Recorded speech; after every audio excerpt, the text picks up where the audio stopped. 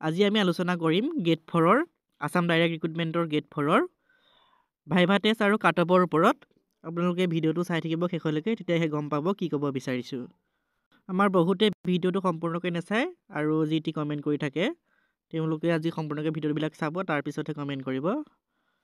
আমি ইতিমধ্যে ভাইভা টেষ্টৰ ওপৰত এটা ভিডিঅ' আগবঢ়াইছোঁ। আপোনালোকে ভিডিঅ'টো চাই ল'ব, তেতিয়া অলপ আইডিয়া পাব। আজি আমি অলপ বেলেগকৈ আলোচনা কৰিম। আমি আগৰ ভিডিঅ'টোত কৈছিলোঁ যে 135 আমাৰ যোনটো আমাৰ মেইন এক্সাম হৈ গ'ল 27 তাৰিখে, আৰু আমাৰ যিটো হ'ব সেইটোত 15 মাৰ্ক বুলি কৈছিলোঁ, যিটো আমাৰ ভাইভা টেষ্টেই হওক বা প্ৰেক্টিকেল টেষ্টেই হওক।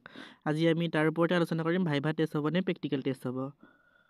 আমাৰ যোনখন আসাম গেজেট ওলাইছিলে, সেই আসাম গেজেটত আমাৰ গেট 4ৰ পৰীক্ষাৰ ভাইভা টেষ্ট হ'ব যে সেই কথা উল্লেখ নাছিলে। আমাৰ 15 মাৰ্কৰ এটা প্ৰেক্টিকেল টেষ্ট হ'ব বুলিহে তাত উল্লেখ আছিলে। এতিয়া কথাটো আমাৰ এনেকুৱা যে ভাইভা টেষ্ট হ'ব নে সঁচাকৈ প্ৰেক্টিকেল টেষ্ট হ'ব। আমাৰ 2022 চনতো ADRE গেট 4ৰ হওক বা ADRE থাৰ্ড গ্ৰেডৰে হওক পৰীক্ষা হৈ গৈছে। তাত আমি দেখিবলৈ পোৱা মতে 135 মাৰ্ক আছিল আমাৰ গেট 4ত, আৰু পিছত আমাৰ ভাইভা টেষ্টত 5 মাৰ্ক আছিল বুলি আমি শুনিছোঁ। আমাৰ যদি এতিয়া 15 মাৰ্ক হয়, তেনেহ'লে আমাৰ 135 থাকিব ৰিটন টেষ্টৰ মাৰ্ক, আৰু আমাৰ যোনটো ভাইভা টেষ্টৰ মাৰ্ক থাকিব 15 মাৰ্ক, অৰ্থাৎ 150 মাৰ্কৰ টোটেল পৰীক্ষা। 150 টোটেল আমাৰ দুইটা মিলাই 150 হ'ব। আমাৰ ফাইনেল কাট অফটো 150 মাৰ্কৰ ওপৰতহে ধৰা হ'ব। 150 মাৰ্কৰ ভিতৰত কিমান পাইছে তাৰ ওপৰত নিৰ্ণয় কৰিহে ফাইনেল কাট অফ দিয়া হ'ব, বা ফাইনেল কাট অফ ঘোষণা নকৰে।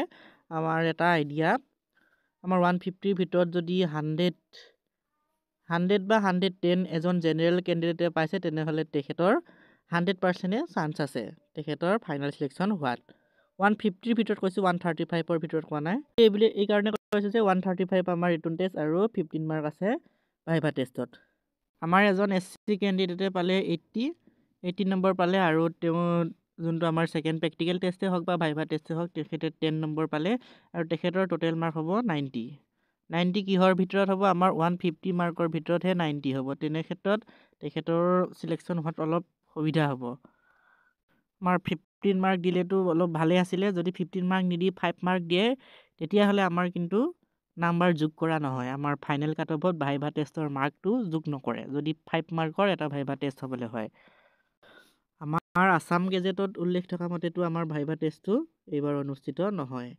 ভাইভা টেষ্ট আমাৰ তাৰ বিপৰীতে এটা প্ৰেক্টিকেল টেষ্ট হ'ব, বা এটা এপটিটিউড টেষ্ট, তেনেকুৱাৰ ভিতৰতে কিবা এটা হ'ব। তেনেকুৱা তাৰ পৰাই 15 মাৰ্কটো দিয়া হ'ব। আমি কালি ভিডিঅ'ত কৈছিলোঁ যে আমাৰ ITI পাছখিনিৰহে 15 মাৰ্কৰ হ'ব লাগে। ITI পাছৰ যোনখিনি আছিলে, আমি এনেকৈও ধৰিব পাৰোঁ যে 5 মাৰ্ককৈ তিনিওটা কেটেগৰীতে 5 মাৰ্কে দিব পাৰে।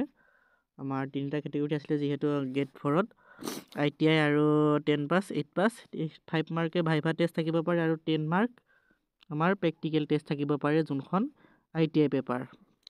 সেইটো এটা যিহেতু টেকনিকেল পষ্ট হয়, তাৰ কাৰণে হয়তো আমাৰ প্ৰেক্টিকেল টেষ্টটো ল'ব পাৰে। আমাৰ যদি তিনিওটা কেটেগৰীতে যদি 5 মাৰ্কে ধৰা হয় ভাইভা টেষ্টত, তেনেহ'লে এই 5 মাৰ্কৰ নম্বৰটো আমাৰ 135 মাৰ্কৰ লগত যোগ কৰা নহ'ব।